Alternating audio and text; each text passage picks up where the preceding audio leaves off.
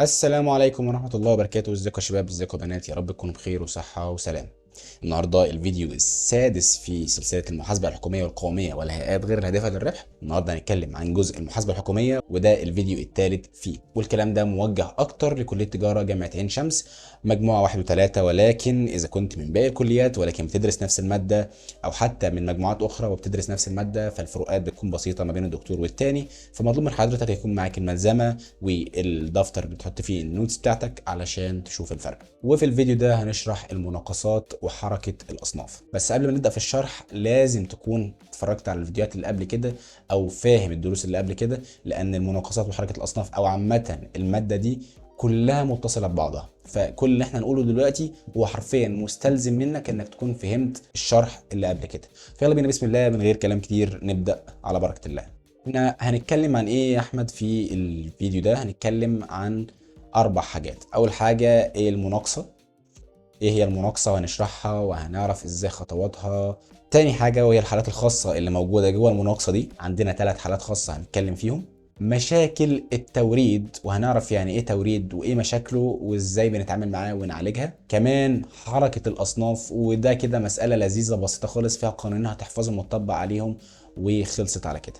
خلينا نبدأ بأول حاجة، المناقصة. تعالى كده اخدك في رحلة نحكي فيها ايه هي المناقصة وليه بنعملها وتفاصيلها كلها. ركز معايا بقى واحدة واحدة كده، وكوباية شايك اللذيذة عشان اللي تسمعه مرة ما تعيدوش تاني.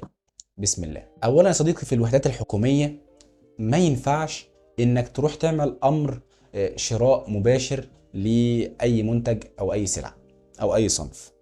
يعني ايه؟ ما ينفعش انا كمنشأة حكومية اروح اشتري مباشرة من حد، لكن انا ليا طريقة تانية في الشراء اللي هي حاجة اسمها المناقصة.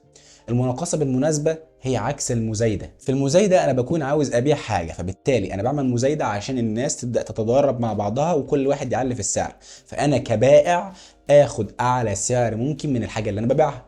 انما كمشتري لا، انا بعمل مناقصه علشان اعرض على الناس كلها ان انا عاوز اشتري الحاجه دي، ولكن كلهم يتنافسوا عليا فينقصوا السعر بتاع المنتج، فانا استفيد باقل سعر ممكن. ده اختصارا هي المناقصه. المناقصه دي ليها خطوات، فاحنا هنا هنشرح ايه خطواتها، وكل خطوه من دول هيكون ليها قيود هنعملها. شطارتك انت دلوقتي بقى يا صديقي في انك تفهم كل خطوه، علشان كل خطوه من دي هي القيد اساسا. فتعالى كده هاخدك في رحله لخطوات المناقصه.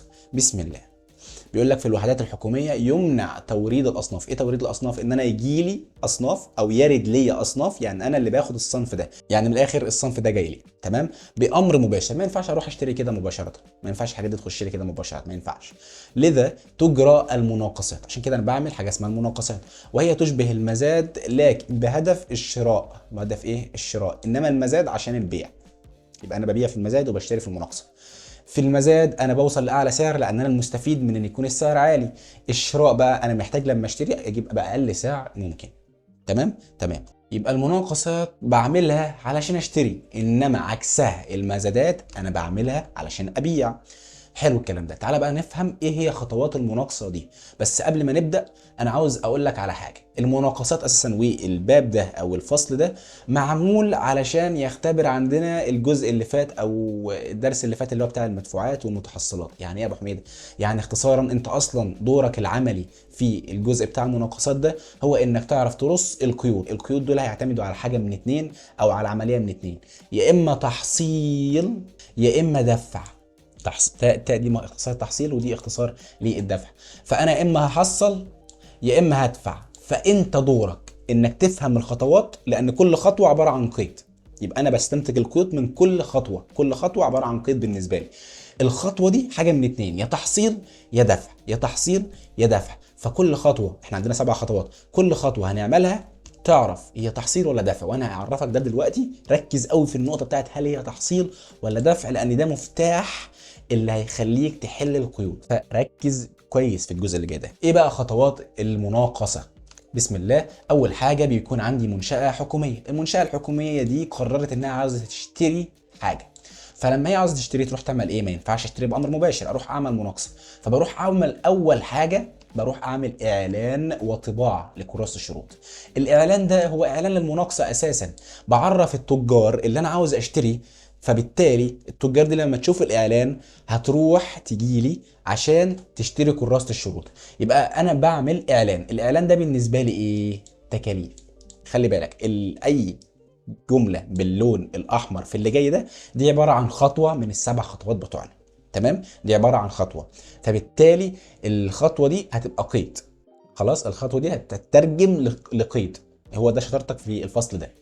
فالاعلان ده بالنسبه لي تكاليف، انا بروح ادفع تكاليف اعلان بقى. والله ممكن بقى اعلن في جورنال، بقى اعلن في التلفزيون، اعلن في السوشيال ميديا، زي ما انا عاوز اعلن هعلن، مش دي قصتي. انا هعلن والاعلان ده في حد ذاته بيكلفني فلوس. وبعد كده بروح اعمل طباعه لكراسه الشروط. هتقول لي ايه كراسه الشروط دي يا ابو حميد؟ اقول لك والله يا صديقي، كراسه الشروط دي عباره عن كراسه انا كمشتري، اللي هو انا الوحده الحكوميه، محتاج مواصفات معينه للمنتج اللي انا هشتريه بيه. فبالتالي انا بحط المواصفات دي، بحطها فين؟ بحطها في كراسة الشروط، علشان التاجر اللي هيجي يعرض عليا انه هيديني المنتج ده بالسعر الفلاني، فانا عاوزه بمواصفات كمان معينة. فبناء عليه بعمل الطباعة دي، والطباعة دي برضو بتكلفني فلوس. صح؟ ما هو الاعلان بفلوس وكمان الطباعة بفلوس. كلام لذيذ زي الفل. بعد ما بعمل الخطوه دي كده، الخطوه الاولى دي اتصنفت عندنا ايه؟ اتصنفت علينا عندنا تحصيل ولا دفع. هل انا حصلت ولا دفعت؟ لا، دي تكاليف. ما دام هي تكاليف يبقى انا عملت عمليه دفع. هي تكاليف يبقى انا عملت عمليه ايه؟ دفع. يبقى هنا انا احط علامه الدال دي. خلاص، يبقى الدال دي كده ايه؟ دفع. الحاجة التانية أو الخطوة التانية، بعد ما بعمل إعلان وطباعة، بيقوم البائع أو البائعين بيشوفوا الإعلان ده، فبيروحوا على طول يشتروا كراسة الشروط. فأنا بعمل بيع، هم بيشتروها، أنا بعمل إيه؟ أنا كمنشأة حكومية بعمل بيع. طب هل تتخيل كده بعقلك إن البيع ده أنا بدفع فيه فلوس ولا باخد فيه فلوس؟ باخد فلوس، يبقى بحصل، يبقى ده اسمه تحصيل. يبقى دي عمليه تحصيل. تحصيل من مين؟ من التاجرين اللي جولي عشان يرضوا عليا شراء المنتج بتاعهم. حلو الكلام ده، حلو الكلام ده. الناس دي بقى لما تجيلي يا صديقي قالوا لي خلاص احنا هنخش المناقصه دي، تمام، واحنا بنبدا نعمل حساباتنا على كده، بس ممكن ان واحد فيهم يخل باتفاقه واصلا ما يجيش ويحضر المناقصه، وبالتالي ما يكونش عندي اصلا تاجرين، وانا بكون معتمد ان في ناس جايه تشتري. فانا عشان اضمن انه جاي، باخد منه حاجه اسمها التامين المؤقت، وده بيكون بس مبلغ لمجرد ان انا اكون ضامن انه فعلا هيجي وهينفذ الاتفاق. تمام. فبعمل حاجه هنا اسمها تحصيل التامين المؤقت، ودي كده الخطوه الثالثه.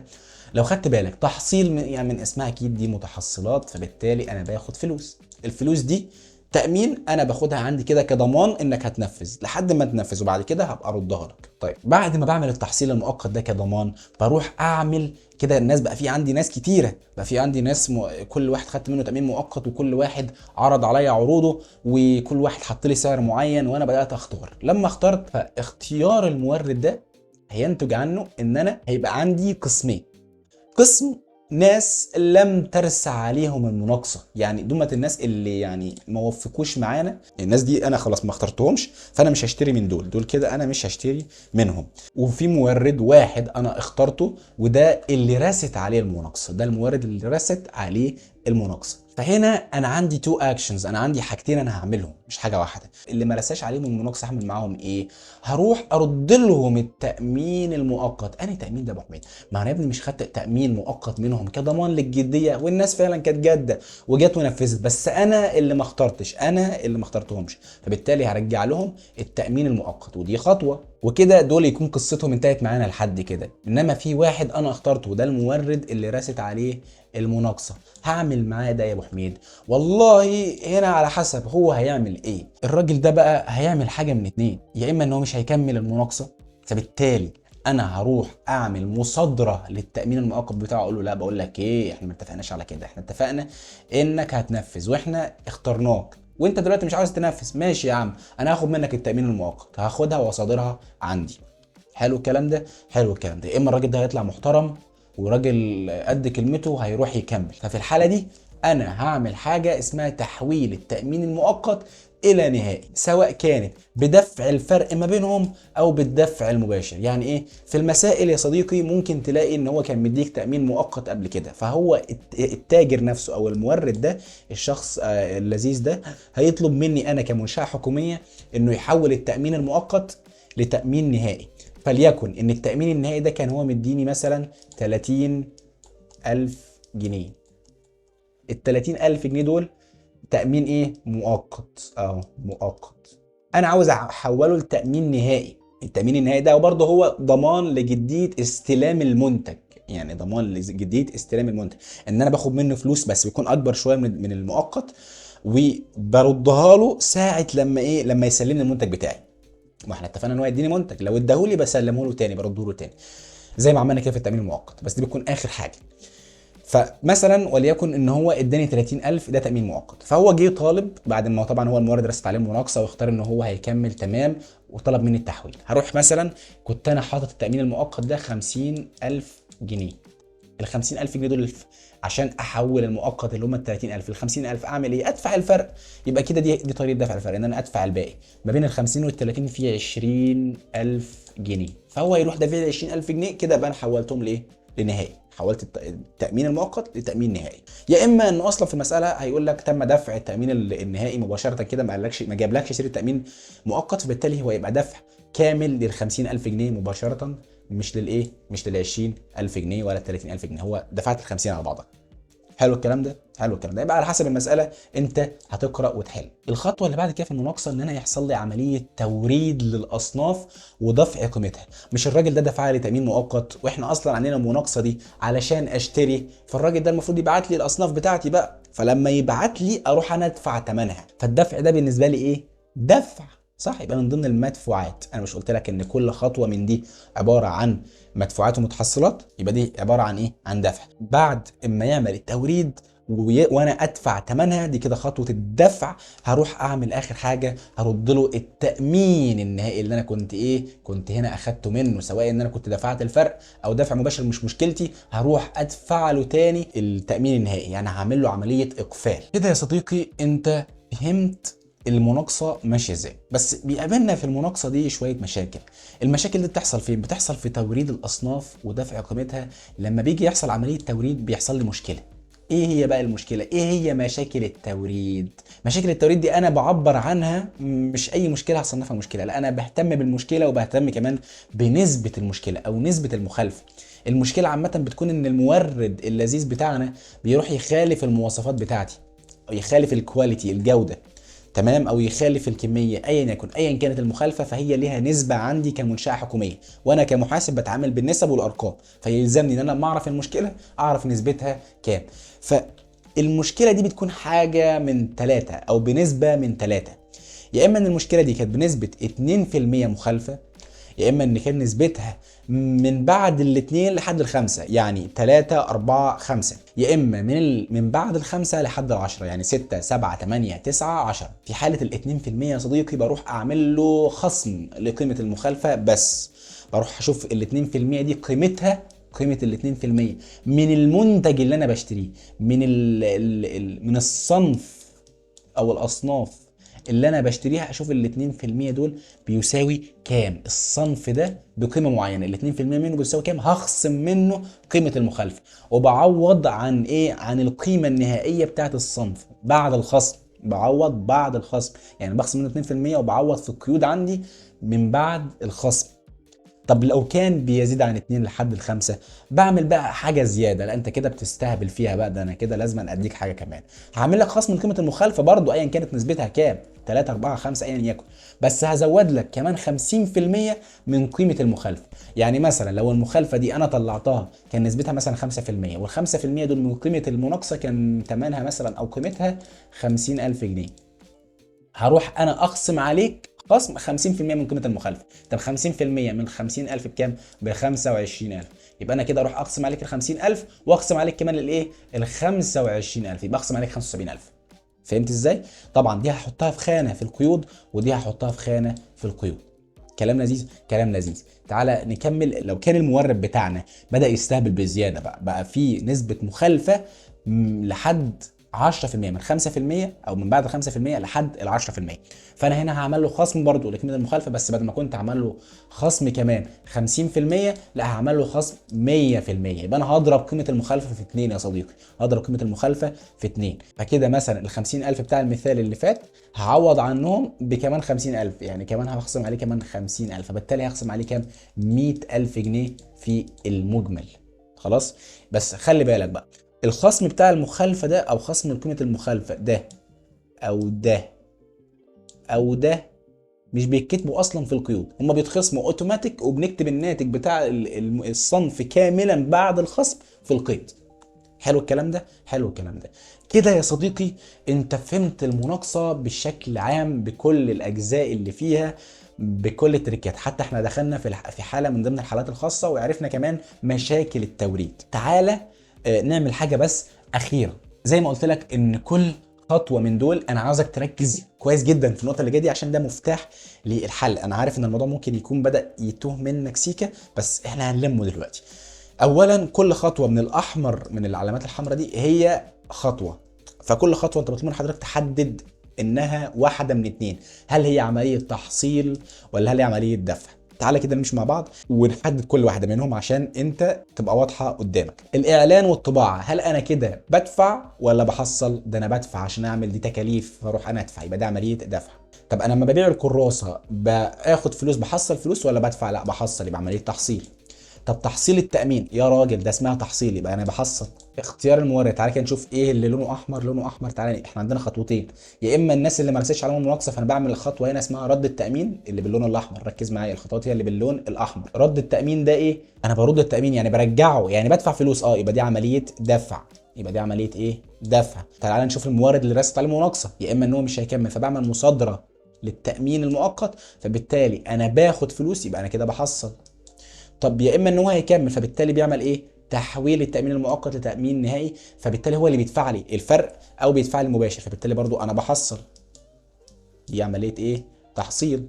بعد كده بيحصل توريد للاصناف وانا بدفع فلوسها، يبقى انا كده من اسمها دفع، يبقى انا بدفع. بعد كده بعمل رد للتامين النهائي، انا بروح ارجع له فلوسه، يبقى انا كده بدفع.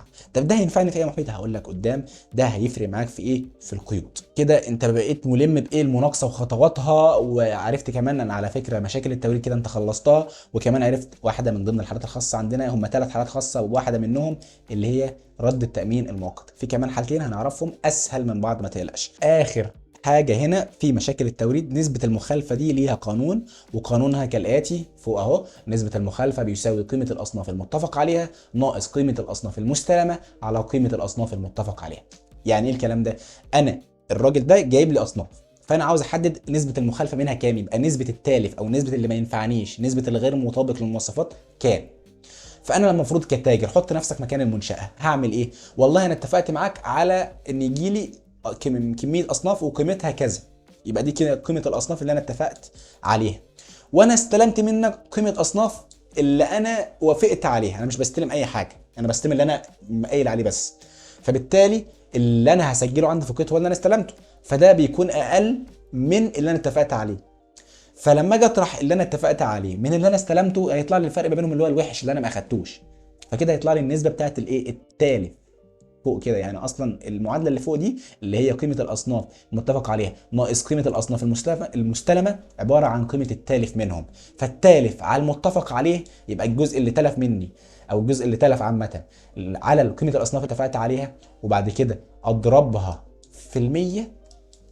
طبعا اي نسبه او معدل بينضرب في المية في الاخر، هتلاقي ان طلع معاك نسبه المخالفه. حلو الكلام ده. فدي كده قانون لنسبه المخالفه عشان هو ممكن ما يديهاش ليك، وقانون طبعا سهل وبديهي جدا اصلا، يعني انا حتى ممكن من غير ما اقول لك انت تستنتجه اساسا. حلو جدا لحد كده. ممكن لحد كده تبدا تحس ان الموضوع بدا يرخم شويه وتفاصيله كترت، والاقي ان دماغك بدات تعيط في الزاويه، وهنا انت تصعب عليا يا صديقي اقول لك لا يا صديقي، كان في حكيم مره قال لي كبر الجي وروق الدي يا صديقي، ولا يكون عندك هم ولا فكره، الموضوع بسيط جدا. انا عامل لك ماب لذيذه خالص هتاخدك من ايدك تحل بيها في الامتحان. يعني ايه؟ يعني انا همشي ورا الماب دي هحل؟ هتحل. بص امشي ورا اللي انا هقوله دلوقتي ده، وعاوزك تغلط، وريني هتغلط ازاي. يعني انا عاوزك كده تحاول تغلط لانك مش هتعرف. دي بقى مش في المنهج، دي حاجه كده عمليه، احنا يعني حاولت ان انا اصممها بحيث انها تاخدك من ايدك خطوه بخطوه لحد ما تحل المساله. فقول لمخك ابسط وفرفش يا صديقي، يلا بينا نحل ونشوف مخنا هيحل المشكله دي ازاي. تعالى كده هاخدك بخطوات بسيطه نحل بيها المسائل. بص يا صديقي، في الامتحان اول ما تشوف مساله المناقصات دماغك هتفكر كالاتي، هتعمل ايه؟ هنحل ازاي؟ واحده واحده. اول حاجه هتسال نفسك اول سؤال، هل هي عمليه تحصيل؟ لو هتحط حساب اسمه حساب نقديه تحت التسويه. ايه الحساب ده؟ انا عارفه يا بحوي. ما هو ده اللي في المدفوعات والمتحصلات. ايوه ما ده يعني احنا بنعتمد على كل اللي فات زي ما قلت لك. فلو ما اتفرجتش على الفيديوهات اللي قبل كده روح اتفرج عليها دلوقتي، علشان مش هتفهم حاجه في اللي جاي، عشان ما تضيعش وقتك. فلو لمحت كلمه تحصيل على طول انا بقول لك من غير اي حاجه روح حط لي حساب نقديه تحت التسويه في القيد بتاعك من غير ما تفكر. ايه ده على طول كده يا محمد؟ وخلي بالك من حساب النقديه تحت التسويه دايما مدين، فدايما تحطه لي في الخانه المدينه. لذيذ كده لحد كده مفيش اي حاجه، انت ما شغلتش دماغك، انا بقول لك شوف بعينك وابدا حول. احنا بنعمل عمليه ترجمه لمعطيات المساله. طب لو كانت دفع اروح احط على طول حساب اسمه حساب امر دافع صادر، ودايما الحساب ده بيكون دائم. انا كده لحد دلوقتي ما شغلتش دماغي. خلاص هبدا بقى اشوف لو تحصيل، فانا عندي حاجه من اتنين، يا اما ان انا بحصل نقدا يا اما ان انا بحصل الكتروني. لو الكتروني كبر دماغك ما تنزلش حاجه، انما لو نقدا بقى يا صديقي اقول لك لا. شوف لي الاول هل في مصاريف اداريه، لو في هنروح ننزل حساب اسمه حساب ايرادات اخرى متنوعه، شرطه متنوعه. ولو مفيش كبر دماغك وما تنزلش اي حسابات تانية. بعد ما بعمل كده بروح اسال سؤال، انا كده نزلت لحد دلوقتي ايه حسابيا. لو لمحت تحصيل هنزل حساب نقديه تحت التسويه، لمحت مصاريف اداريه او يعني كانت امشي بالتسلسل لحد ما الاقي ان في مصاريف اداريه او لا. لو لقيت مصاريف اداريه انزل حساب اسمه حساب ايرادات اخرى متنوعه. كده احنا بنرص القيد اصلا من غير ما نفهمه. وبعد كده هنسال نفسنا سؤال، وهو احنا بنحصل ايه؟ بنحصل ايه؟ والله التحصيل في الشابتر ده او في الفصل ده هم كالاتي، يا اما ان انا بعمل بيع كراسات. احنا طبعا فصصنا الخطوات اللي فاتت وعرفنا ايه التحصيل وايه اللي ايه اللي بنحصل فيه، او ايه الخطوه اللي تتحسب تحصيل وايه الخطوه اللي تتحسب مدفوعات. فانا بحصل ايه؟ بحصل يا اما بيع كراسات، يا اما تحصيل تامين مؤقت، يا اما تحويل التامين المؤقت لتامين نهائي، يا اما مصادره التامين المؤقت. فعامه دول الحاجات اللي احنا بنحصلها في الفصل ده. فدورنا دلوقتي ان احنا بقى نسال السؤال ده، احنا بنحصل ايه؟ ندور احنا انهي من الاربعه دول، احنا انهي فيهم. لو بيع كراسات، لو لمحت بيع كراسات انزل حساب اسمه حساب ايرادات اخرى، شرطه بيع سلع وخدمات. من غير ما افهم يا ابو حميد، من غير ما تفهم نزل لي بس القيود دي. طب لو تحصيل تامين مؤقت انزل حساب اسمه حساب جاري تامينات مؤقته. طيب لو تحويل التامين المؤقت للتامين النهائي، او حتى كان دفع النهائي مباشره، ففي الحاله دي انا هنزل جاري تامينات نهائيه. طب لو مصادر التامين النهائي هنزل حساب اسمه حساب ايرادات اخرى متنوعه، لان انا لما بصادر التامين النهائي بحطه في الخانه بتاعت الايرادات الاخرى اللي هي المتنوعه. على فكره انت كده هطلعت الايه القيود بتاعتك، هتفهم المبادئ دي لازمتها ايه وفايدتها في الحل. لما لمحت تحصيل حطيت نقديه وحطيتها مدين. طب كده دي التحصيل يا ابو حميد. طب لو دفع، والله لو دفع انا برضو عندي حالتين، هل في ضرايب ولا لا؟ لو في ضرايب نزل لي حساب اسمه حساب جاري مبالغ الدائري تحت التسويه وش. ما تفكرش، نزل لي الحساب ده في القيود، لسه ما حطيناش قيم ولا ارقام. نزل لي الحساب. وبعد كده هسال نفسي نفس السؤال، بدفع ايه؟ زي ما كنت سالت في التحصيل بحصل ايه، برضو هسال هنا انا بدفع ايه. فانا مدفوعاتي كالاتي: اعلان وطباعه كراسه الشروط او توريد الاصناف ودفع قيمتها، واحنا شرحنا الكلام ده في الماب ارجع لها تاني. ورد التامين المؤقت. رد التامين المؤقت ده انا بروح اعمل حساب، بروح انزل حساب جاري التامينات المؤقته ولكن بالاقفال. يعني قبل كده شوف كان مكانه فين في المساله واروح اعكسه، لو كان مدين اخليه دائن ولو كان دائن اخليه مدين. لو اعلان وطباعه كراسه الشروط هنحط حساب ايه؟ هنحط حساب اسمه حساب شراء سلع وخدمات، وتحط هنا خدمات، يعني لان الخدمات سواء كانت طباعه او اعلان فالاثنين دول خدمات. طب لو توريد الاصناف ودفع ثمنها، يعني لو سالت السؤال وقلت انا بدفع ايه لقيت نفسك بتدفع ثمن توريد الاصناف، فهتنزل حساب اسمه حساب برضو شراء سلع وخدمات، بس المره دي هتكون سلعه اللي هي الصنف بتاعي. في كمان حاجه انا بدفعها وهي اسمها رد التامين النهائي، دي اخر خطوه خالص في حاله ان المورد التزم بكلمته ودفع وورد وعمل لي عمليه التوريد او اداني الاصناف بتاعتي، فبرد له التامين النهائي بتاعه، فبرضه حساب اسمه حساب جاري تامينات نهائيه بس بالاغفال برضه، يعني لو كانت دائنه بخليها مدين والعكس. حلو الكلام ده، حلو الكلام ده. طب احنا كده عملنا ايه يا ابو حميد؟ احنا كده عملنا ماب لذيذه كده تخليك ما تفكرش في ايه القيود اللي هتترص. هتفتح القيد، وعلى فكره القيد هنا اسهل من بتاع المتحصلات والمدفوعات، هو عباره عن قيد العادي اللي انت عارفه اللي هو مدين ودائن والبيان بترص من الى، والموضوع البسيط بتاعنا يعني اللي احنا عملناه في اول حاجه خالص اتعلمناها في سنه اولى. انا تهت، لا ما تتوهش. هنحل ازاي؟ اول ما اجي الاقي مساله مناقصه هسال نفسي سؤال: تحصيل ولا دفع؟ تحصيل نزل لي حساب نقديه تحت التسويه، دفع انزل حساب امر دفع صادر. النقديه تحت التسويه مدين وده دايما دائن. لو تحصيل اروح اسال نفسي نقدا ولا الكتروني؟ الكتروني كبر دماغي ما تفكرش ما تنزلش حاجه. نقدا اروح اسال نفسي في مصاريف اداريه ولا لا؟ لو ما فيش كبر دماغك ما فيش حاجه. طب لو في اروح انزل حساب اسمه حساب ايرادات اخرى متنوعه، وبعدين اسال نفسي سؤال: بحصل ايه؟ واشوف انا بحصل انهي من الاربعه دول، وعلى كل واحده هنزل الحساب بتاعها. لو بيع كراسات هنزل الحساب ده، لو تحصيل تامين مؤقت هنزل الحساب ده، لو تحويل التامين المؤقت الى نهائي سواء كان بيحوله او بيدفع مباشره التامين النهائي هنزل الحساب ده. طب لو مصادر التامين المؤقت هنزل الحساب ده. طب لو دفع اروح اسال نفسي، لو دفع اول حاجه هنزلها هي امر دفع صادر، هسال نفسي سؤال: في ضرايب ولا مفيش؟ لو مفيش كبر دماغك ما تنزلش حسابات. لو في ضرايب اروح انزل حساب اسمه حساب جاري مبالغ دائنه تحت التسويه، وبعدين اسال نفسي سؤال: بدفع ايه؟ اروح اشوف دفعت انهي من دول، وعلى حسب بقى شوف انا لو دفعت اعلان او طباعه بروح اعمل شراء سلع وخدمات. طب لو توريد اصناف انزل الحساب ده، ولو رد التامين المؤقت انزل الحساب ده، ولو رد التامين النهائي انزل الحساب ده. خلصت. انت لحد هنا يا صديقي نزلت القيود بتاعتك او البنود بتاعتك جوه القيد من غير ما تعمل اي حاجه. يفضل عندك القيم. تفتكرني هسيبك يا صديقي؟ ابدا والله.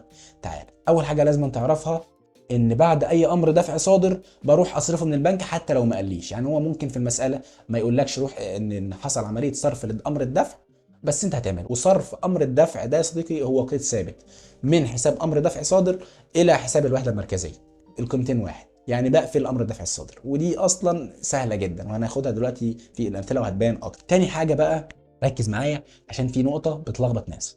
احنا عندنا حاجه اسمها مصاريف اداريه وعندنا حاجه اسمها ضرائب.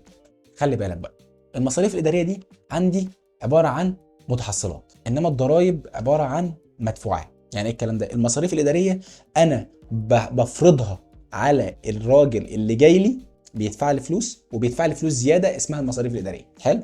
الضرائب انا بدفعها للدوله، فكده دي اسمها مدفوعات. طب ده يفرق معايا في ايه؟ لا يفرق. يفرق في ان المتحصلات دي انا بجمعها على المتحصل، انما المدفوعات انا بطرحها من المدفوع. لا واحده واحده على محمود، مش فاهم. المصاريف الاداريه دي قيمه انا بحصلها زياده على المبلغ الاساسي اللي انا بحصله، والمبلغ الاساسي اللي انا بحصله ده بحصله عشان انا بقدم قيمه فانا باخد بيها فلوس. بزود على الفلوس دي، اللي بحصلها بتزيد كمان ليا مصاريف اداريه. مين اللي بيدفعها؟ الطرف الثاني اللي هو في حالتنا احنا المورد. فلو المصاريف الاداريه دي بنجمعها على المتحصل، والناتج بتاعها بنحطها في حساب اسمه حساب النقديه تحت التسويه. يعني بص اختصارا يا صديقي، لو عندك مصاريف اداريه فدي متحصلات هنجمعها على المتحصل وهيطلع منها في الاخر نتيجه هنحطها في النقديه تحت التسويه. ولو ضرائب فهنطرحها من المدفوع، ولما نطرحها هيطلع معانا قيمه امر الدفع الصادر. احنا بنعمل كده ليه يا ابو حميد؟ اقول لك بنعمل كده ليه. عشان لو عندك مصاريف اداريه او ضرائب هيبقى عندك حسابين: نقديه تحت التسويه وامر دفع صادر. صح كده؟ صح كده. انا عاوز استنتج قيمتهم. انا مش بس مش هكتفي بان انا اقول لك يا صديقي ازاي ترص القيد، لا انا عاوزك كمان تمشي بطريقه تخليك تطلع القيم لكل بند عندك كمان في القيد. فعشان اطلع نتيجه حساب النقديه تحت التسويه وحساب امر دفع صادر هنعمل ايه؟ هنشوف لو مصاريف اداريه هنجمعه على المتحصل فيطلع لنا حساب اسمه حساب النقديه تحت التسويه. طب ايه هو المتحصل يا صديقي؟ المتحصل ده فاكر لما كنا بنسال السؤال بتاع بنحصل ايه والسؤال بتاع بدفع ايه؟ هو ده المتحصل، يعني العمليه نفسها. يعني لو رجعنا كده للسلايد اللي ورا وبصينا هتلاقي ان انت عندك سؤال اسمه بحصل ايه وسؤال اسمه بدفع ايه. لو بيع كراسات فده الحساب اهو اسمه حساب ايرادات بيع سلع وخدمات، ولو اعلان طباعه وكراس شروط فاسمه حساب شراء سلع وخدمات. يعني لما اجي احل يا ابو حميد بحط القيود بالطريقه اللي انت قلتها لي، تمام، رصيت القيود بيس يمان، الدنيا لذيذه تمام. عاوز بقى انزل القيم بتاع كل قيد، اول حاجه تنزلها هم اللي انا بحصل ايه او بدفع ايه. شوف بقى انهي واحده من دول انت استنتجت انهي واحده من دول، وشوف الحساب بتاعها، عوض عنه بالقيمه اللي موجوده عندك في المساله، لان دي اول حاجه مباشره. حلو. ما تستنتجش يا صديقي قيمه الحساب النقديه تحت التسويه ولا امر الدفع الصادر الاول، لانك ممكن تتلخبط. فانت اول حاجه تستنتجها هي بحصل ايه واحط قيمتها، وبدفع ايه واحط قيمتها. فده اصلا اللي انا بحصله او اللي انا بدفعه ده اسمه المتحصل او المدفوع. بيبقى انا عندي بقى مصاريف اداريه، المصاريف الاداريه دي متحصلات، بعمل ايه؟ بجمعها على المتحصل. يبقى انا بشوف بحصل ايه، بجمع عليها المصاريف الايه الاداريه. ولو انا في عندي ضرائب، فانا بشوف انا بدفع ايه وبطرح منه الضرائب، وبروح انزل حساب الامر الدفع الصادر بالقيمه بتاعت بدفع ايه ناقص المدفوع، وبنزل حساب النقديه تحت التسويه بالناتج بتاع المتحصل بتاعي اللي هو بحصل ايه زائد المصاريف الاداريه. سهله يعني، ممكن يبقى فيها لخبطه بس هتبان اكتر وانت بتحل. ما تتوهش، الموضوع بسيط جدا. انا بس بحاول اخليك توصل لنتيجه تخليك تنزل كمان القيم بتاعه القيود اللي احنا رصيناها دي من غير ما تبذل مجهود. فانا عندي بص ستيب باي ستيب كده، انا ببدا بحصل ايه وبدفع ايه، بعد كده بروح اشوف الضرايب او المدفوعات، لو ضرايب هطرحها منها من المدفوعات، مصاريف اداريه هجمعها عليها، يطلع معانا حساب النقديه تحت التسويه ويطلع معانا حساب امر دفع صادر. كده والله العظيم انت مش رصيت القيود، انت رصيت القيود وحطيت القيم وما شغلتش دماغك في اي حاجه. يعني من الاخر عشان تملى الارقام في القيد تعمل ايه؟ احنا لحد كده كنا من شويه لحد في السلايد اللي فات ده، انا علمتك ازاي ترص القيد، انت كده رصيت القيد. لذيذ لذيذ. عاوز بقى ارص الارقام بتاعتهم، اعمل ايه؟ هروح اعمل الخطوات اللي جايه دي. اول حاجه دايما حط قيمه المعامله الاول. ايه المعامله دي؟ اللي هي انا بحصل ايه او بدفع ايه. دي اول حاجه تحطها، بحصل ايه وادفع ايه، اللي هو في السلايد اللي هم دول، بص كده اللي هم دول اهو، بحصل ايه او بدفع ايه، الجزء اللي تحت ده. كل واحده بقى هتشوف انهي واحده من دول وتنزل الحساب. وبعد ما بحط المعامله، ولما تعمل كده هتروح تنفذ الخطوه اللي هي بتاعت المصاريف الاداريه او الضرائب. لو كانت موجوده الخطوه دي هعملها، هتلاقي معاك ان الحسابات دي بقت سلسه والارقام بقت سلسه معاك، مفيش اي حاجه. انت خلصت القيد، رصيت القيد بالحسابات بتاعته، وعملت الحسابات اللي جوه من غير ما تبذل مجهود ومن غير ما تشغل دماغك، بمجرد ما شفت الالفاظ بس. يعني كل اللي انت محتاجه انك تقرا وتطلع الكلام اللي احنا بنقوله دلوقتي او الشرح اللي احنا طلعناه دلوقتي. كده احنا خلصنا المناقصه. فاضل ايه؟ حالات خاصه، هم حالتين كمان اللي فاضلين: استلام خطاب ضمان بالتامين المؤقت، وحاجه اسمها رد خطاب ضمان بالتامين المؤقت. فاكر لما قلنا التامين المؤقت ان احنا بناخده كجديه حجز او جديه اتفاق، يعني باخد من المورد ده فلوس عشان اضمن انه هينفذ. ممكن هو ما يدفعوش بس يروح للبنك اللي هو مثلا مشترك فيه، زي مثلا وليكن البنك الاهلي، المورد ده مشترك مع البنك الاهلي وله فلوس، فيروح عند البنك الاهلي يقول له اعمل لي خطاب ضمان، اضمني يعني عند المنشاه الحكوميه دي عشان انا عاوز ما ادفعش. فكده بيروح البنك الاهلي بيشوف اجراءاته ويعمل له خطاب ضمان. الخطاب ده بياخده المورد ويجي لي كمنشاه حكوميه، بموجب الخطاب ده انا بضمن فلوسي. فلو هو قصر انا هاخد الفلوس دي من الايه؟ من البنك. ولما اجي ارده، اللي هو ارد التامين المؤقت في حاله ان هو لم ترس عليه مناقصه، فبرد له التامين المؤقت او ايا كان السبب اللي هرد بيه التامين، فانا بعمل له قيدين: قيد الاستلام ثابت وقيد رد الخطاب ثابت. ما حرفيا ما بتعملش حاجه، هو قيد محفوظ. قيد الاستلام كالاتي: من حساب اسمه حساب كفالات عن تامينات الغير شرطه مؤقته لحساب تامينات الغير شرطه مؤقته مقابل خطاب ضمان. احفظها زي ما هي كده ورصها في الامتحان. لو استلام هتحط كده، ولو رد اعكسها. حرفيا انت خلصت، ما عملتش اي حاجه. دي كده الحالات الخاصه اللي عندنا. احنا كده عملنا ايه؟ دي كده الحاله الخاصه رقم 2 على فكره، ودي كده الحاله الخاصه رقم 3. ايه بقى هي الحاله الخاصه رقم 1؟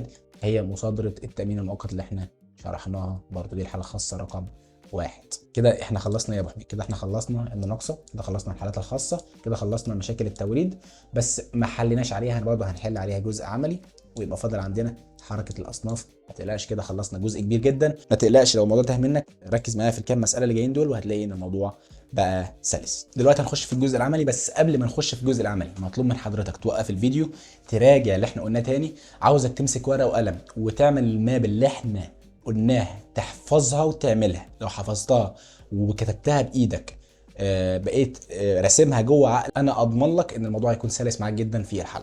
تعالى بقى نبدا نحل ونشوف امثله كده. انا شخصيا كنت ضد فكره الحل، لانه يعني هياخد من وقت كتير، بس في ناس كتيره طلبتها مني، فعناية ليكم. يلا اول مساله، بسم الله. بيقول لك بلغت تكاليف الاعلان عن المناقصه وطباعه كراس الشروط 600 جنيه، منها 50 جنيه ضريبه، وتم اصدار امر دفع بالباقي. يعني ايه الكلام ده؟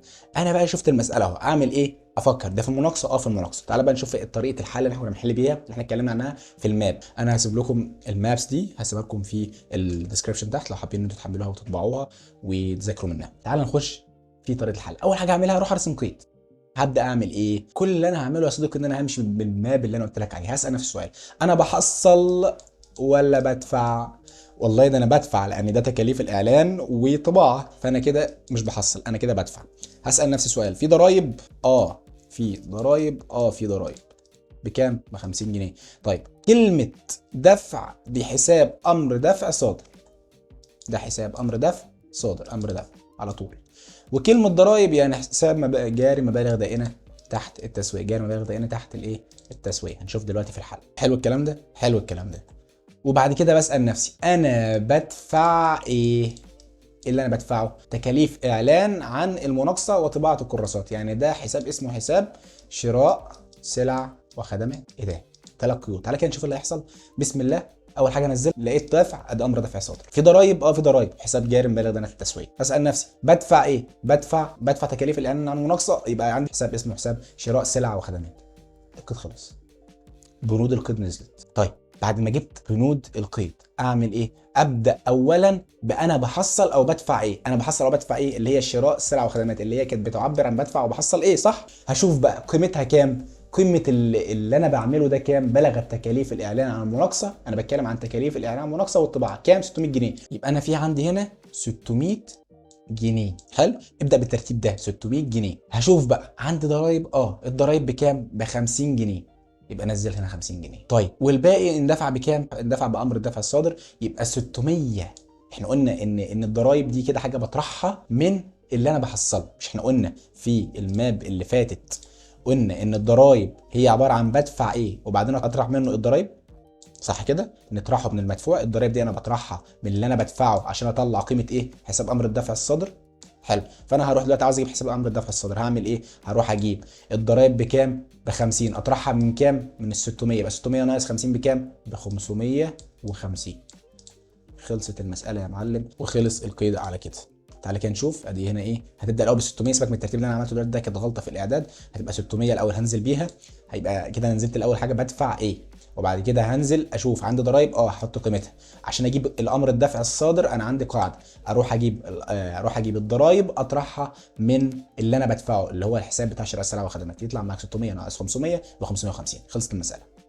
وفي هنا قاعده، اي امر دفع صادر بيبقى فيه بعده صرف لامر دفع الصادر، هو ثابت. انا مش هعمله غير مره واحده في اخر مساله خالص، بس انت اعمله في كل مره يكون فيها امر دفع صادر، بس انا بحاول اختصر الوقت عليك. تعال نشوف مسألة تانية. بيقول لك تم بيع 5 نسخ من كراسة الشروط بمبلغ 5000 جنيه للنسخة الواحدة، وتم التحصيل إلكتروني. ده أنا عملت إيه؟ أبدأ أعمل الماب بتاعي. أسأل نفسي سؤال، بحصل ولا بدفع؟ لا أنا بعت، يبقى أنا بحصل، يبقى شيل لك الدفع دي كده. أشوف أنا بحصل نقدا ولا إلكتروني؟ قال لك إلكتروني، يبقى مش نقدا، خلاص يبقى ما تعملش، ما تنزلش قيود. اشوف بقى التحصيل دي اول ما بسمع كلمه تحصيل يبقى بقول ايه؟ حساب نقديه تحت التسويه. حلو الكلام ده، حلو الكلام ده. هسال نفس السؤال، بحصل ايه؟ خلاص يعني انا بعيد نفس الكلام تاني اهو. بحصل ايه هنا؟ بحصل بيع لكراسه الشروط. ده الخطوه الثانيه لو تفتكر، بيع كراسه شروط. بيع كراسه الشروط، لو انا جيت بصيت على الماب بتاعتي اللي احنا كنا عاملينها، هنبص عليها كده اهو، بيع كراسه الشروط اهي بيع كراسه الشروط اهو. تعالى كده بس الكلام ده، بيع كراسه الشروط اهو رقم واحد، بحط حساب اسمه حساب ايرادات اخرى، بيع سلع وخدمات. ده اللي انا هعمله، هنزله. يبقى كده عرفت الكود بتاعتي. اروح بقى انا ايه، ارص الكلام ده. هروح منزل اول حاجه ده تحصيل، هنزل حساب نقديه تحت التسويه، ده طبعا دايما مدين فهنزله مدين. وبعد كده سالت نفس السؤال، هل هو نقدي ولا الكتروني؟ لا الكتروني، ما نزلش حاجه. هسال نفس السؤال تاني، بحصل ايه؟ بيع كراسه شروط، يبقى احط حساب اسمه حساب بيع سلع وخدمات، او اللي هو ايرادات اخرى بيع سلع وخدمات. طبعا هنا مفيش اي مشكله، لان انت هتنزل نفس القيمه. انت عندك 5 نسخ بمبلغ الواحد، النسخه الواحده بكام؟ ب 1000 جنيه. يبقى اللي انا بحط الاجمالي في الاخر 5 في 1000 ب 5000 و5000. خلصت المساله. ما بذلناش مجهود لحد دلوقتي على فكره، انا بحاول ابذل مجهود في الشرح عشان الموضوع يكون واضح قدر الامكان. تعال نشوف مساله ثانيه. تم بيع 5 كراسات شروط يعني نفس المساله، ولكن قال لك تم التحصيل نقدا. خلاص يبقى ده عمليه تحصيل صح. هسال نفسي سؤال، ما دام لمحت كلمه تحصيل هنزل حساب اسمه حساب نقديه تحت التسويه. هتنزل حساب الايه؟ النقديه تحت التسويه. بعدين اسال نفسي سؤال، هل هو نقدا ولا هو الكتروني؟ صح كده؟ طب هل هو نقدا ولا الكتروني؟ لا ده هو قال لك هنا نقدا. هروح سائل نفسي سؤال، بمصاريف، في مصاريف اداريه ولا لا مفيش؟ لا هو قال لك هنا، بص بتعرفها منين؟ احنا اتفقنا قاعده المصاريف الاداريه اللي احنا عرفناها في قبل كده في المدفوعات والمتحصلات، ان اي عمليه دفع من فرد واحد هيجي يدفع لي، لو في شخص واحد جاي يدفع لي فوق ال 500 جنيه بيتم احتساب مصاريف اداريه 5% بحد اقصى 7000 جنيه. هنا هو دفع لي على الكراسه الواحده 1000 جنيه، فبالتالي دي فوق ال 500 دي اكبر من 500 جنيه، دي اكبر من ايه؟ 500 جنيه، فبالتالي هنزل على مصاريف اداريه 5%. يبقى انا كده عندي مصاريف. يبقى انا عندي مصاريف، انزل حساب اسمه حساب ايه؟ حساب اسمه حساب ايرادات اخرى، اللي هي ايرادات متنوعه. طيب بعد كده اعمل ايه؟ بسال نفسي سؤال، انا بحصل ايه؟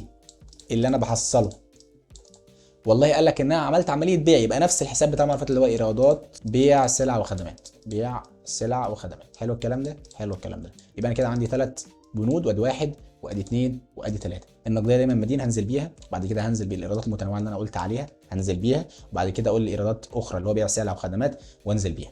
اعمل ايه؟ ابدا اول حاجه دايما ابدا بايه؟ باللي انا بحصله او اللي انا بدفعه. حصلت ايه؟ اللي هو حصلت بيع سلع وخدمات، حصلته بكام؟ ب 5000، اللي هو 5 كراسات في 1000 ب 5000 هنزل بيها.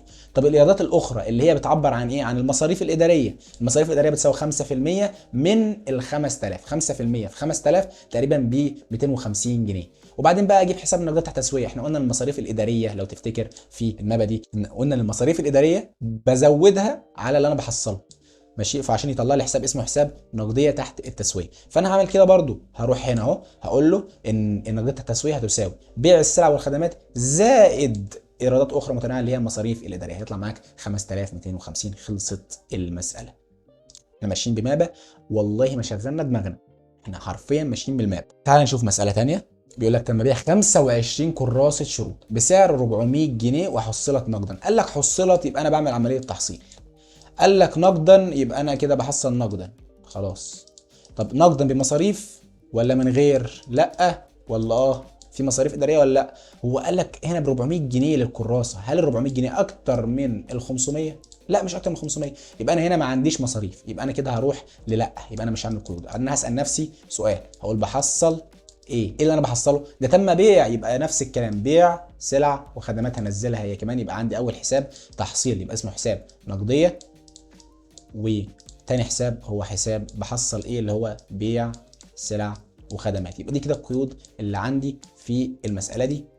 فعلا هروح انزله. اول حاجه بيع حساب نقديه تحت التسويه اللي حساب بيع سلع وخدمات. وهنا ما عندكش تعقيد، هتنزل 25 في ال 400 هيطلع معاك تقريبا ب 10000 جنيه. يطلع معاك تقريبا بكام؟ ب 10000 جنيه. نخش على المساله اللي بعدها. تم استلام التامين المؤقت من 4 موردين بقيمه التامين للواحد كام؟ 30000 جنيه لكل مورد، والدفع الكتروني او التحصيل ده الكتروني. يبقى انا كده عملت عمليه استلام يعني تحصيل. طب انا حصلت نقدا ولا الكتروني؟ لا ده الكتروني. اول ما اقول كلمه حصلت على طول، اول ما قلت كلمه حصلت اعرف ان انا هنزل حساب اسمه حساب نقديه تحت التسويه. ولما قلت الكتروني مش هنزل على حساب، هسال نفسي سؤال، هقول بحصل ايه؟ بحصل تامين مؤقت، يبقى انزل حساب اسمه حساب جاري تامينات مؤقته من اسمها تامين مؤقت جاري تامينات مؤقته. يبقى انا كده الحسابات اللي عندي حساب نقديه وحساب جاري تامينات مؤقته، فعلا انزله ادي حساب نقديه وحساب جاري تامينات مؤقته، وما عندكش اي لخبطه هنا. هتضرب الاربع موردين دول في ال 30000 هيطلع معاك ب 120000 جنيه لكل واحد. سهله جدا والله. تعالى ناخد كمان مسائل. ادي كمان مساله: تم استلام التامين المؤقت البالغ 30000 جنيه من احد الموردين. شوف قال لك ايه؟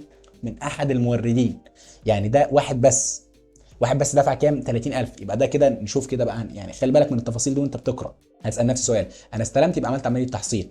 التحصيل ده كان نقدا صح؟ تمام. طب هل لما اقول كلمه تحصيل اقول ايه؟ لما المح كلمه تحصيل اقول ايه؟ اقول حساب نقديه. ولما اقول نقدا اسال نفسي سؤال: هل بمصاريف ولا لا مفيش مصاريف؟ اسال نفسي: هل ال 30000 اكبر من ال 500 جنيه واحد بس اللي دافعهم؟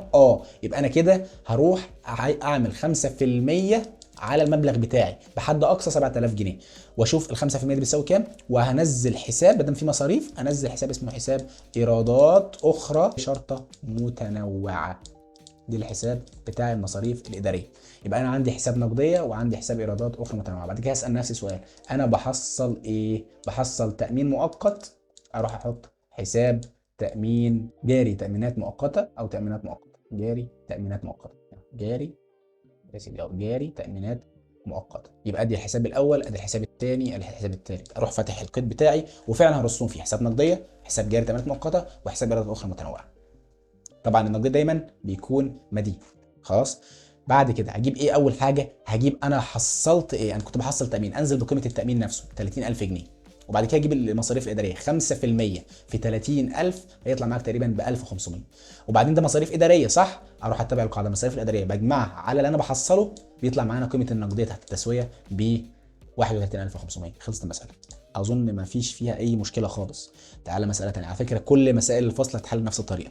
رصد المناقصه على احد الموردين وبلغ التامين النهائي 50000 جنيه، فطلب المورد تحويل تامينه المؤقت البالغ 30000 جنيه الى تامين نهائي، وقام المورد بسداد الفرق الكترونيا. انا كده عندي عمليه تحصيل. ما هو انا باخد، المورد بيديني فلوس، بحصل تامين صح؟ رصد المناقصه على احد الموردين وبلغ التامين النهائي بتاعه 50000، فطلب تحويل التامين المؤقت اللي هو كان دافعه لي ب 30000 جنيه حوله لي لتامين نهائي، وقام المورد بسداد الفرق الكترونيا.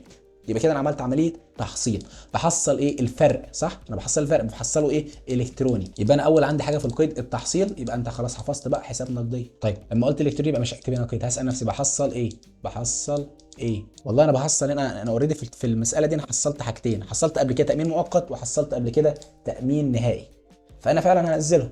ادي تامين مؤقت، يبقى حساب اسمه حساب جاري تامينات مؤقته، وحساب اسمه حساب جاري تامينات نهائيه. يبقى انا هنزل ادي حساب اهو وادي حساب اهو. يبقى انا عندي واحد، عندي اثنين، عندي ثلاثه. حلو الكلام ده. افتح القيد بتاعك، نزل لي حساب نقديه في المدين، نزل لي جاري التامينات المؤقته في المدين. ليه؟ لانه اوريدي قبل كده دفع.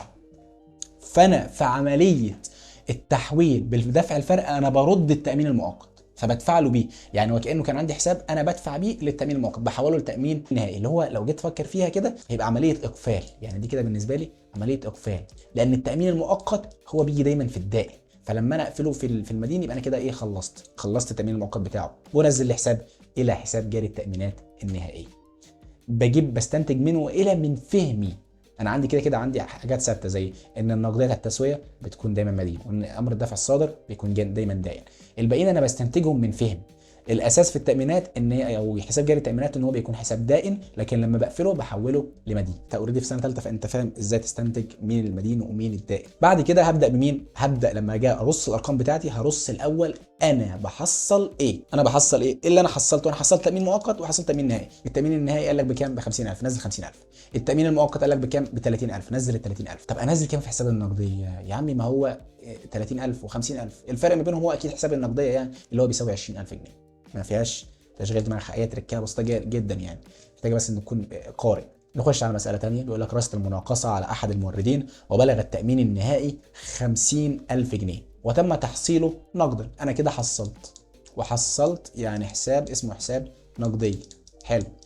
بعد ما حصلت بايه؟ نقدا. جميل. هل النقدا ده كان فيه مصاريف؟ كان فيه مصاريف. ليه كان فيه مصاريف؟ لان ده واحد دفع 50000 جنيه، يبقى اكتر من 500. هحط مصاريف اداريه 5% في ال 50000. لما اسمع كلمه مصاريف اداريه اقول ان في حساب اسمه حساب ايرادات اخرى اللي هي قسم المتنوعه. خلاص، انت تكتب ايرادات اخرى شرطه متنوعه، بس انا بختصر هنا يعني. واسال نفسي انا بحصل ايه، بحصل ايه يا واد يا احمد، بحصل ايه؟ ده انا بحصل تامين نهائي. يبقى انا احط حساب اسمه حساب تامينات نهائي او جاري تامينات نهائي. حلو الكلام ده، والله سهل مش في اي حاجه. ادي الحساب الاول، ادي الحساب الثاني، ادي الحساب الثالث. هو ده اللي انا اعمله، رص القيد بتاعك. فانا هرص فعلا حساب نقديه تحت التسويه، وحساب جاري التامينات النهائيه، وحساب الايرادات المتنوعه. مش مكتوبه هنا، هنا حاجه غلط، وهي ان انا المفروض اكتب هنا الى حساب ايرادات اخرى، ايرادات اخرى متنوعه، شرطه متنوعه. طبعا هحط هنا القيمه بتاعتي بكام؟ 50,000 في 5%، يعني تقريبا بحوالي 2500 جنيه. وهنا برضو هنغير القيمه ليه؟ لان احنا عشان نجيب حساب النقدات بتاعت التسويه هنشوف المصاريف الاداريه زائد الحاجه اللي احنا اصلا بنحصلها اللي هي التامينات النهائيه. هتلاقي ان يطلع معاك ب 52,000، ب 52,500. شفت؟ حتى يعني مجرد ما تمشي على الخطوات هتلاقي ان انت بتطلع كمان الاخطاء. نشوف كمان مساله، ويقول لك تم رد التامينات المؤقته لموردين لم ترسى عليهم مناقصه. يبقى دي الناس اللي كانت دخلت معانا مناقصه وما اخترناهمش، هم كانوا دفعوا التامين المؤقت، فهم خلاص لما مشيهم انا هرجع لهم الفلوس دي. يبقى انا كده بعمل عمليه ايه؟ ده انا برد لهم، يبقى انا بعمل عمليه دفع. لما اجي اسال نفسي دفع، بطلع حساب اسمه حساب امر دفع صادر. لما اجي اسال نفسي بقى الدفع ده فيه ضرايب ولا لا؟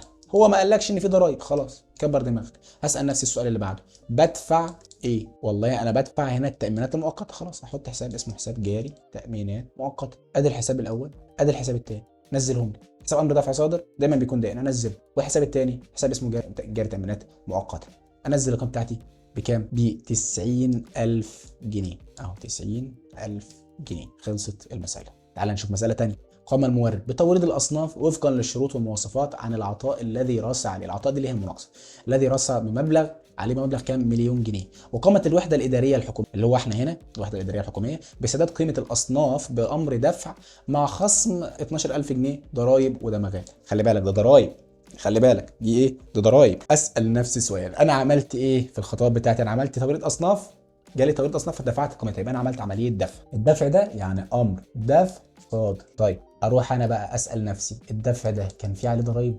اه كان فيه عليه ضرايب، خلاص يبقى انزل حساب اسمه حساب جاري مبالغ دائنه تحت التسويه، تحت الايه؟ التسويه. هننزل حساب جاري مبالغ دائنه تحت التسويه، وبعد كده اسال نفسي بدفع ايه؟ انا بدفع عشان اعمل ايه؟ لو رجعنا هنا كده عند السلايد ده هتلاقي ان من ضمن المدفوعات ان بعمل حاجه اسمها توريد الاصناف. لما بيكون توريد اصناف ودافع ثمنها بنزل حساب اسمه حساب شراء سلع وخدمات، وده فعلا ان انا هنزله، ده فعلا ان انا ايه؟ هنزله. فين احنا؟ احنا هنا. يبقى انا بدفع ثمن البضاعه، فبالتالي دي شراء سلع وخدمات. خلاص يبقى ادي الحساب الاول، ادي الحساب الثاني، وادي الحساب الثالث. فعلا ده اللي هعمله. تعالى نمسح الكلام ده اهو، نزل الحساب بتاعنا. اول حاجه حساب امر دفع صادر دايما بيكون دائن، انزله. بعد كده انزل حساب جاري مبالغ دائنه تحت التسويه، انزله. بعد كده انزل شراء سلع وخدمات سلع. اعمل ايه؟ ابدا دايما بانا بحصل ايه وبدفع ايه. لما اجي ارص القيمه او ارص الارقام ابدا الاول بانا بدفع ايه. انا بدفع شراء سلع وخدمات اللي هو قيمه العطاء نفسه بكام؟ مبلغ مليون جنيه، هنزل مليون جنيه. حلو. بعد كده اسال في ضرايب؟ اه في ضرايب، قلنا ب 12,000 جنيه، انزل 12,000 جنيه. قلنا ان امر الدفع الصادر بيساوي الحاجه اللي انا بدفعها ناقص الضرايب. حلو الكلام ده، اللي هي ايه؟ المدفوعات بتاعتي. فانا بالتالي المليون جنيه ناقص 12,000 جنيه هيساوي 988,000 جنيه. خلصت المساله. بسيط. ببص يابا امشي ورا الماب هتلاقي ان الموضوع بيتحل اوتوماتيك، اوتوماتيك بيتحل. تعال نخش على المساله اللي بعدها. يلا. قامت الوحدة الحكومية برد التأمين النهائي البالغ 50,000 جنيه بعد استلام الأصناف بأمر دفع صادر. أنا عملت عملية إيه؟ دفع. ما أنا أهو رديت التأمين، يبقى أنا دفعته. دفعت، يبقى أنا أول ما أقول كلمة دفعت يبقى أنا أحط حساب اسمه حساب أمر دفع. خلاص أمر دفع صادر. لما أسأل نفسي أسأل إيه؟ في ضرايب؟ لا مفيش ضرايب، خلاص كبر دماغك. أسأل نفسي السؤال اللي بعده، بدفع إيه؟ والله أنا بدفع هنا التأمين النهائي، بحط حساب اسمه حساب تأمينات نهائي. الحساب الأول وده الحساب الثاني. خلصت الماب بتاعتي ابدا بقى احط القيد. احط القيد بايه؟ اولا انزل حساب امر دفع الصادر دايما بيكون دائم، وعندك ما عندكش حساب ثاني غيره اصلا هتنزله في المدين. هتنزل طبعا القيمه هي ثابته عندك 50,000 جنيه و50,000 جنيه. طبعا زي ما قلت لك بعد اي امر دفع صادر يا صديقي روح اصرفه من البنك حتى لو ما قالكش كده، يعني عشان تبقى ضامن. يعني هو ما كتبهاش بس يعني انا بقولها لان في الملازم بيحلوها وبيحلوا امر دفع صادر بيصرفوه حتى لو ما قالش في المساله. فعشان تصرفه هتاخد امر الدفع الصادر ده بدل ما كان دائن هتخليه مدين، وتصرفه من الوحده المركزيه اللي هو البنك بكام؟ بنفس القيمه 50000 50000. خلصت المساله. طبعا اعمل امر الدفع الصادر ده كل ما تلاقيه اصرفه. انا بس عملته مره واحده عشان ما اعيدش تاني وازيد وكده، يعني ما افضلش اعيد وازيد في نفس الكلام يعني، عشان اختصر عليك. زي ما انت شايف كده ده بيكون ده قيد ثابت، اعمله حتى لو ما طلبوش. خلاص. تعال نخش على المساله اللي بعدها. بفرض ان المورد لم يقم باستكمال التامين النهائي فتم مصادره التامين المؤقت. خلي بالك دي اول حاله خاصه بالحاله الاولى، الحاله الخاصه الاولى. الراجل كان المفروض يدفع، الراجل كان المفروض يجيب لنا اصناف بس ما عملش كده، ما استكملش التامين النهائي فتم مصادره التامين المؤقت. الراجل كان المفروض يدفع التامين النهائي وما دفعوش، فانا هصادر التامين المؤقت. هصادره ازاي؟ بعمل ايه؟ هسال نفس المابه بتاعتي يا باشا. بعمل ايه؟ ده انا هحصل، ده انا هصادر، هاخد الفلوس بتاعت التامين المؤقت يبقى هصادر. فده ما هحصل يبقى هحط حساب اسمه حساب نقديه. طيب هسال نفسي هحصل نقدا ولا الكتروني؟ هو ما ذكرش فيه المساله، فبالتالي بعتبر ان هو الكتروني فمش نقدا، فكبر دماغك. هسال نفس السؤال اللي بعده، بحصل ايه؟ انا بحصل ايه؟ بحصل هنا بعمل ايه؟ بحصل ايه؟ بعمل مصادره للتامين المؤقت. بعمل مصادره. تعالى كده نبص كده في الماب بتاعتنا المصادره كنا بنعملها ازاي اهي. لو خدت بالك هتلاقي ان مصادره التامين المؤقت بحطه في حساب اسمه حساب ايرادات اخرى متنوعه، وفعلا ده اللي هعمله. يبقى انا كده هروح جاي ادي حساب ايرادات اخرى شرطه متنوعه. خلاص ادي الحساب الاول وادي الحساب الثاني، هفتح القيد هنزلهم فيه حساب النقدي تحت تسويق مدين، والحساب الثاني ايرادات اخرى متنوعه، واحط القيمه بتاعتي ب 30000 جنيه. خلصت المساله.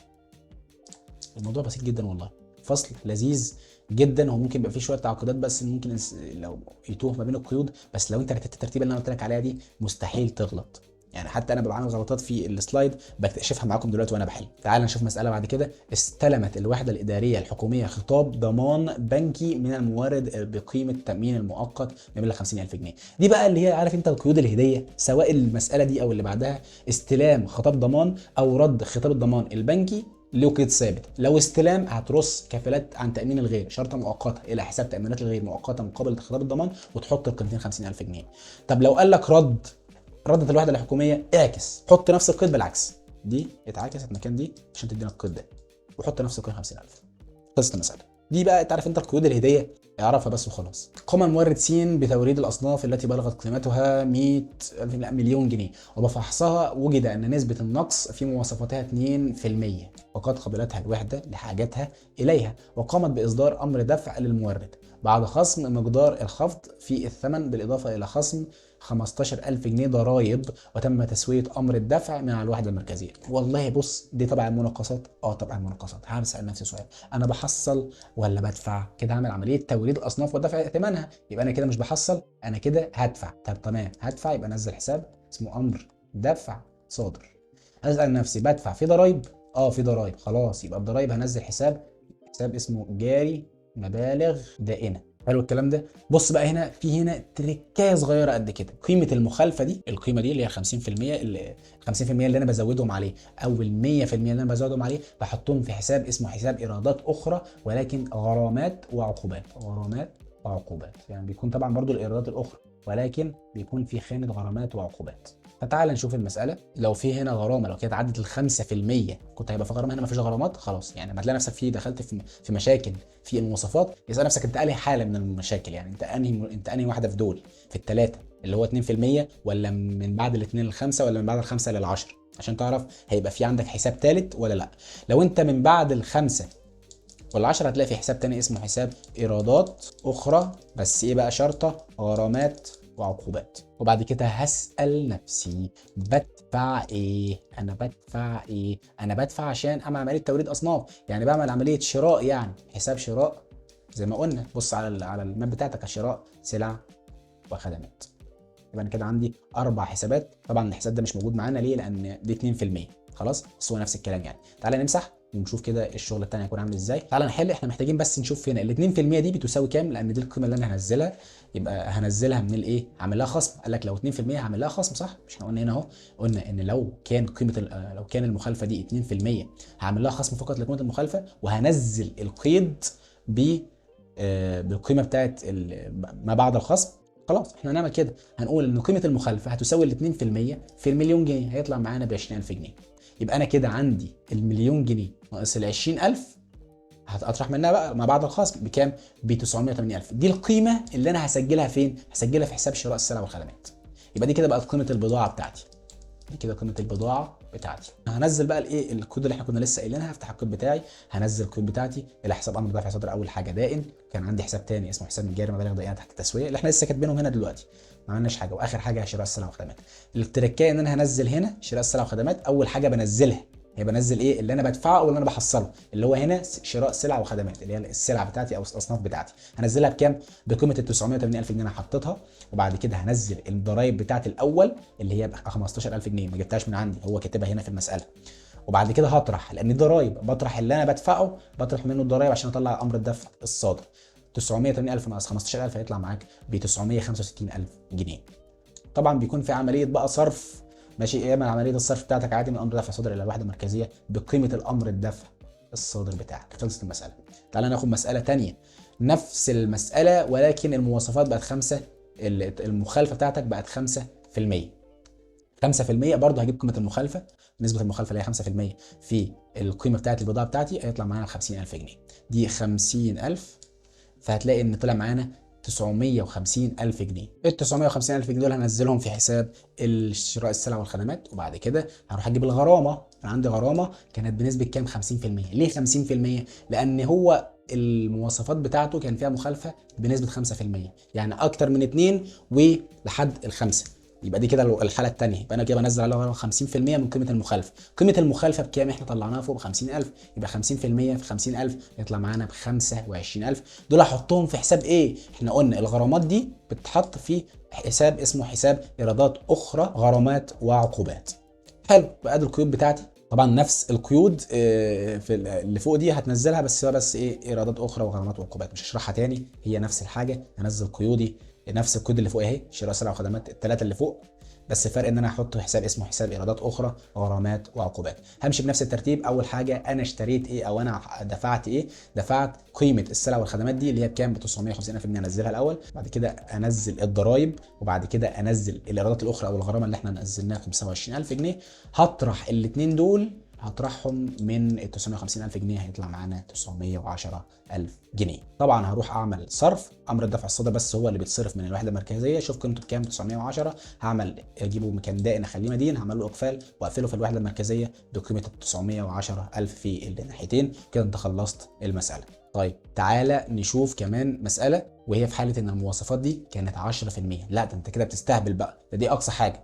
هعمل نفس الكلام، هجيب اول حاجه قيمه المخالفه بكام؟ 10% في قيمه الاصناف.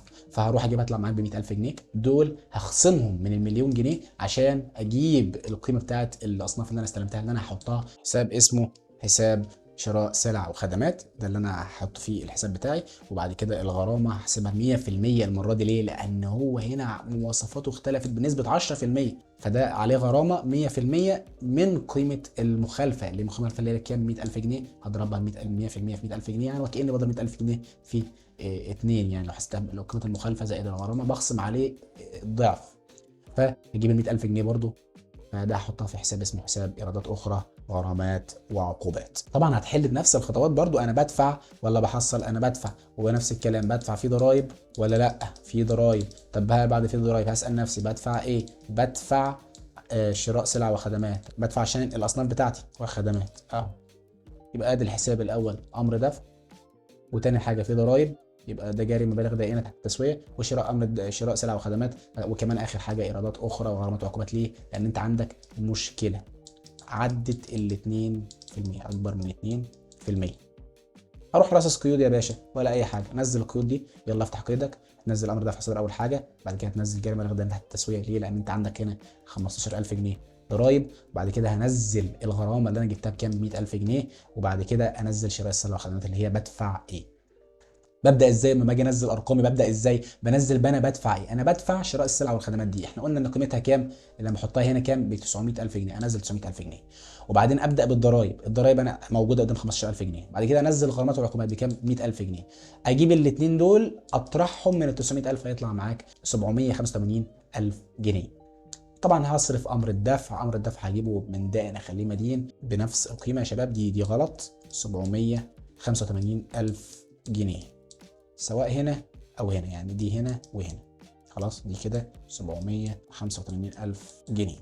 خلاص كده انت خلصت المسألة. كده يا صديقي احنا خلصنا الثلاثة الأولانيين في الشغل بتاعنا. خلصنا المناقصة، خلصنا الحالات الخاصة بتاعتها، وخلصنا التوريد، وخلصناهم بالعملي كمان. فاضل كمان حالة الأصناف، وهي مسألة سهلة عبارة عن قانونين هنحفظهم ونطبق عليهم، ويبقى كده خلص الفصل ده. طيب يا صديقي، آخر جزء في المحاضرة دي وهي حركة الأصناف.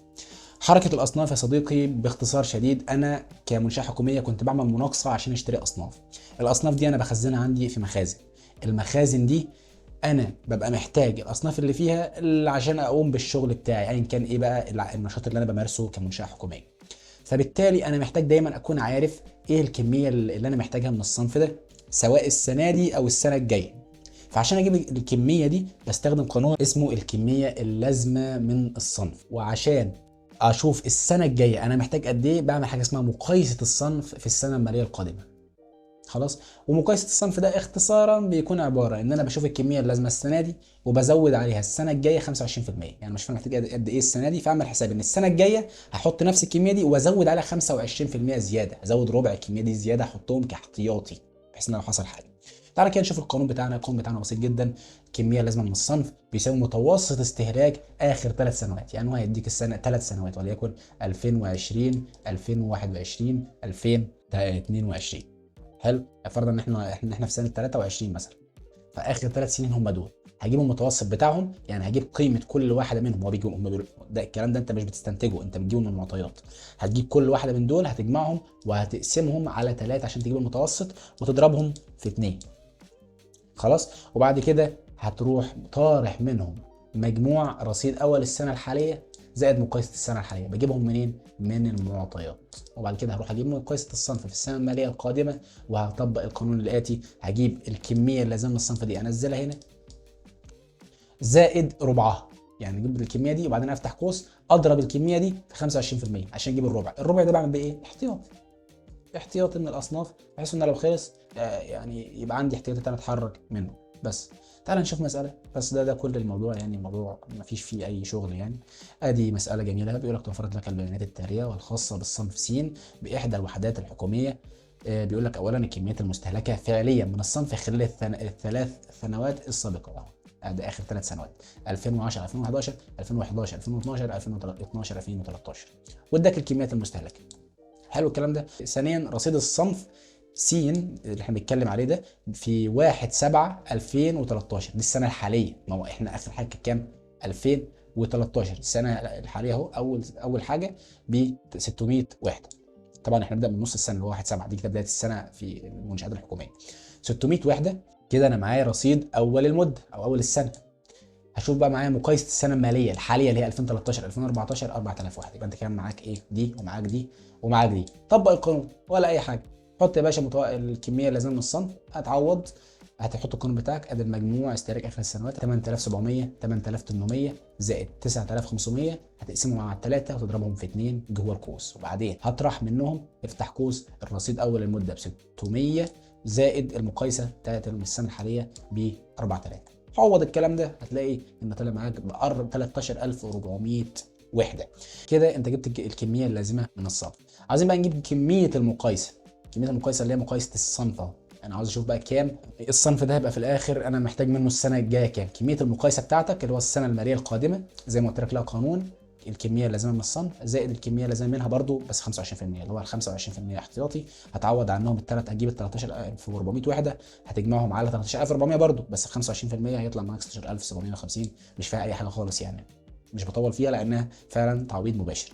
هجيب حاجه اخيره اسمها قيمه المقايسه، لان كده انت معاك عدد الوحدات، انا بقى عاوز اشوف قيمتها يبقى اجيب الكميه في السعر، كميه المقايسه او كميه الوحدات اللي جوه المقايسه، واضربها في السعر. هيطلع معاك في الاخر السعر بكام. وقال لك هنا ان السعر ب 55 جنيه. فهتضرب ال 55 في ال 16750 يطلع معاك 921250. كده انت خلصت المساله وخلصت الفصل. اظن ان بالطريقه اللي احنا كنا ماشيين بيها انت ما بتغلطش. انت يعني ورينا هتغلط ازاي. فاتمنى ان يكون الفيديو افادك باي شيء. لو افادك ما تنساش انك تشيره مع اصحابك. وكل اللي ممكن يستفيد من الفيديو ده، والخرائط اللي احنا عملناها في الفيديو ده هتلاقوها تحت في الديسكربشن. والسلام عليكم ورحمة الله وبركاته.